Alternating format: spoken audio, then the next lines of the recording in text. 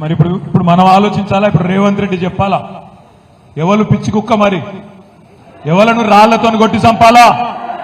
ఒక party B form మీద గెలిచినోడు ఇంకో పార్టీలకు పోతే మీ చెమటతో మీ రక్తంతో మీరు గెలిపిస్తే గెలిచినోడు ఇంకో పార్టీలకు ఫిరాయిస్తే ముఖ్యమంత్రి రేవంత్ రెడ్డి చెప్పిండు, ఏమన్నాడు?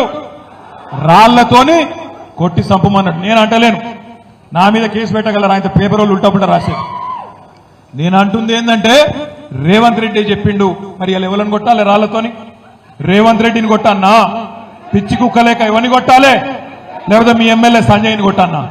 ఎవరిని కొట్టాలి మరి? అందుకే అంటున్నా, ఎవరిని రాళ్లతోనో ఇంకోటి దాంతోనో కొట్టే అవసరం లేదు.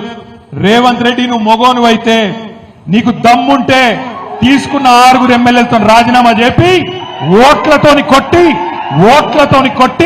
ఆ 6 కూడా శాశ్వతంగా రాజకీయ సమాధి చేసే బాధ్యత తెలంగాణ సమాజం తీసుకుంటుందనే మాట నేను విజ్ఞప్తి చేస్తున్నా.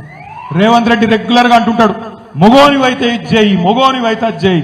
నేను అంటున్నా, రేవంత్ రెడ్డి మొగోనివైతే ఆ 6 రాజీనామా చెప్పి ఎలక్షన్లకు రా, జగిత్యాలకు రా, జగిత్యాల ప్రజలు సమాధానం చెప్తారనే మాట నేను విజ్ఞప్తి చేస్తా ఉన్నా.